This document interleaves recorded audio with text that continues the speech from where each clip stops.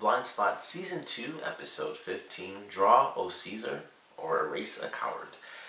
I like this episode. I think it was really good because they split the team up, and I really love that it reminded me a lot of the episode when the team was much smaller, but they were at this school.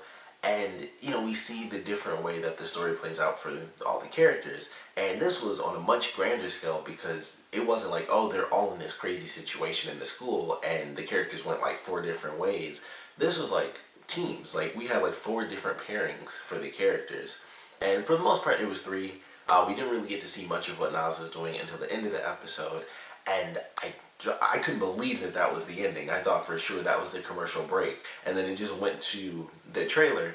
And the trailer was nothing. It had nothing to do with Nas. It was all about something else, which honestly I can't even remember because all I can remember thinking when I watched the promo was that Nas wasn't in there a single bit. It wasn't like how they can't find her or anything like that. It was just like nothing. It was totally about Patterson and Borden. And I was just like, oh, Nas, what's happening? So I'm really freaked out about that ending, but I love the way they did this episode. There were quite a few things that came out of this episode. We got to see Weller working with Lincoln, which was, or not Lincoln, that's same actor, totally different series, played a different character named Lincoln. But Roman and Weller, and that I thought was pretty cool. They team up and Roman's pulling his weight, and I thought that was cool. Like, he kind of loses it, and it's like, holy crap, what's he doing? But he actually did that to like get the little pass key off the guy, who also that actor who was like the doctor that just totally got killed. He plays he was the Flash in like the original, the old '90s version of the Flash, and he played Barry Allen's dad in the current version of the series. So I thought it was cool just to see him. I was like, oh crap, I know him. But I love the way all that stuff played out because the pairings were really good. It was pairings that we don't normally have because, of course, when we have our normal 4 characters, when they go out in the field, it's Weller, Jane, Zapata, and Reed. And it's Zapata and Reed and Weller and Jane. That's how we always have their splits. And in this, everyone was on a different sort of team. Zapata was with Jane, Weller was with Roman, Reed was with Patterson, and it's really good stuff with the 2 of them when they're in the car. And I was wondering how that was going to play out, and I love the ending for that because it started off simple, and I was like, I wonder if this will get much darker because they're both dealing with some serious stuff right now. And I was really curious if that's how it was going to play out. And I was really happy, excuse me, I was really happy that it did by the end of the episode. And it wasn't even that Patterson found anything out. She just knew. She was like, I have a brother, and I don't like to talk about him, but I know what addiction looks like, or just using. I know what that looks like. And I was like, that was great. And of course, him being on drugs and being mad, he was, kind of defending himself and saying she was, being crazy and stuff, and he takes off. But I thought that was a great way to end it. And I would assume at some point she's going to share that news with the rest of the team. Like, we got to help him. But I don't know. There's a lot of elements to that because, of course, if they do find out, even if they do end up helping him, of course he's going to lose his job. So there was some crazy stuff to that, but I love the way they did the stories with, these new pairings and stuff. And we have Jane who's dating the, like, art curator guy, and she's talking with Zapata, and Zapata's like, yeah, I always do, like, background checks and stuff like that. And we find out that he actually changed his name in the past, and but Jane tries to confront him about it, and he flips out for fairly good reason, because he's like, you said you didn't want to talk about the past, but also you have like all these tattoos, which for any normal person, a tattoo is just a tattoo. Like, it either means this or you just thought it was cool. But for her, it's like all these tattoos, full body tattoos, and it's a mystery. And it's like, that's a big deal, but you kind of dug into my name.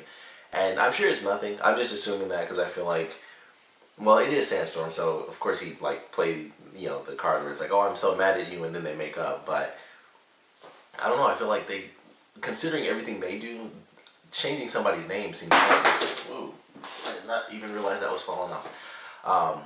But it seemed like changing somebody's name would be pointless for Sandstorm. Like, all the things that they've done, like with Borden and all the craziness that we've seen from them, I think they'd be able to cover their tracks a little bit better than, oh, he changed his name because he's tied to this, or something like that. Like, all the connections they have, all the things they've done, it would have to be a fairly extreme case for them to literally need to change someone's name, which would still be on record. I mean, if you change your name, that doesn't, change the record or anything like that. So it's just something he's connected to. It could with it being TV, I would not be surprised if somehow it was actually connected to Sandstorm and he didn't even realize it himself. But I personally feel like he's innocent. It was just, he changed his name for family reasons or something like that. And that's all there was to it. But caused an issue there. But, we'll see how that plays out. And I'm sure it'll just be kind of a side story. Like I said, with it being television in general, might actually tie into something really important, but you never really know. So as far as what they did with the pairings and the dialogue that came out of that, really enjoyed it. The main mission itself was actually pretty interesting, especially because the characters were splitting up and stuff, and we have situations like Reed almost being killed because he's unfocused and Patterson saving his life. Just the way everything played out, where the first guy that they had, he was the one that started everything, but after he got sent to prison, his girlfriend is the one that actually kept things going. And so of course, oddly enough, in the case of this actual episode, he was innocent because he thought it was all said and done, and he's just like, I don't know what you guys are talking about and things like that. And once he realizes that, his girlfriend has kind of gone rogue and she's kind of covering her tracks and everything, and she kills like the doctor and stuff who was like one of his clients, that's when he decides to give her up. And I was like, this was actually a pretty cool mission. It just went really crazy. Like, there were so many different leads that they had to follow. They killed, like, I don't know how many people died in this. I feel like everybody died. All the bad people died in this episode. So I actually enjoyed it. It was pretty cool watching them kind of go around. It's jumping through time. This is something they've done recently, and I've been meaning to bring it up, and I just keep forgetting. But ever since the episode where they did the flashback for Weller, they had this thing where they love to show like the big numbers and stuff like that. And sometimes they'll have the numbers or the letters show up, and they'll like move like through the letters and stuff. And I was like, that's like a new thing that, I don't know, they got a new editor or something, but somebody was like, this is cool, let's start using this. And I don't hate it or anything, but it was just funny. I was like, oh, that's cool. And then I noticed it in the next episode, and then in this one as well. They don't like go through the numbers, it's just really big numbers. And I was like, they love doing that now. So I just wanted to mention that because I've noticed it since it happened, because it was a cool effect when they first did it. And they just put the numbers up, it's just normal text in this episode instead of them actually like moving through them, which I love that effect. But it was just something I wanted to mention because I keep forgetting to mention it in my reviews on every episode because they've done it like 3 times in a row now. I'm like, man, they love using those, that cool effect with the big letters or big numbers in this case. But really enjoyed this episode. I like the pairings. I like what we got to see. Definitely a crazy ending, not just with Nas, but like I said, the stuff with Reed and Patterson and where that's going to lead to, and how she's going to try to help him without exposing him, and how far down he's going to go with this whole drug usage thing. So there's a lot to it.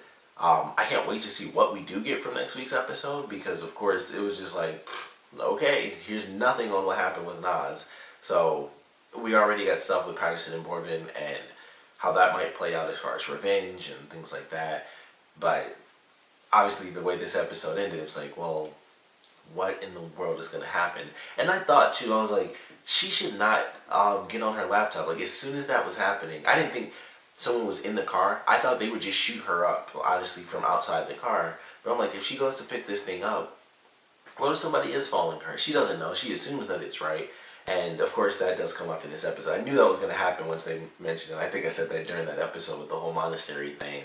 She was like, this is where my informant normally goes. And I was like, that's going to come up. But I'm assuming that her informant, got caught. So they just, they tricked her, and that was it. And maybe they got the phrase from him, or maybe he really, turned sides or something. Who knows? But all I was thinking after she did that, I was like, oh, she's going to just do it all right here in the car, right next to the trash can where the secret drop was, instead of just leaving, which wouldn't have made that much of a difference because they were actually in the car. But who knows? I mean, she could have been driving and just crashed the car, would have done something to help her survive. But we'll see what happens. I mean, it just, boom, it's done. So I'm assuming that she doesn't actually die, because it'll be a really sad way to do it. They don't even actually show her die. It's like, it's the beginning, and then it cuts, and then next week they're just like, yep, she died. So I doubt that that's the actual case. I think maybe they just knocked her out and took her. But it's really up in the air. So we just gotta wait and see. But I certainly enjoyed this episode. The conversations between the groups. Just the, the pairings in general. How they're so different because we're just so used to, the 4-man team going out. And it's always the same 2 pairings. So I love the way they did it. I like the new pairings in this episode and the things that were revealed. either by certain characters or to certain characters because of that. Relationships being built up, like with Roman and Weller and stuff like that. So it was a really good episode. Of course, we'd love to know what you guys thought about it. So please comment below. Let me know your favorite parts, least favorite parts were. And obviously, I mean, as many questions as I have to know what you guys think happened with Nas. I mean, it was just a crazy ending. Either she lived or she died or she was kidnapped. I'm gonna go with kidnapped because that would just be a really, really sad way to kill off a character. It would definitely have an impact because it's like, like that's it. It's just like, yep, it happened. We didn't even show the full thing, but it definitely happened. It's an odd sort of impact where there's like almost a lack of closure a little bit. So I still hope that's not the case, even though story-wise it would seem crappy, but it's actually mentally it's a very good storytelling device to do it that way. But I'm gonna assume that she was kidnapped and not killed because they still want information from her as to what they can do to complete phase 2 or something like that. So that's my guess. She was just, I mean, they used wire, so that's why I'm like, it's a little iffy. You don't go with wire if you want to knock someone out. But that's, I guess that's me being hopeful. That's what I want to go with. So, would love to know where you guys think that's headed. Of course, what you guys thought about this episode in general. So please comment below, let me know, and thanks for watching.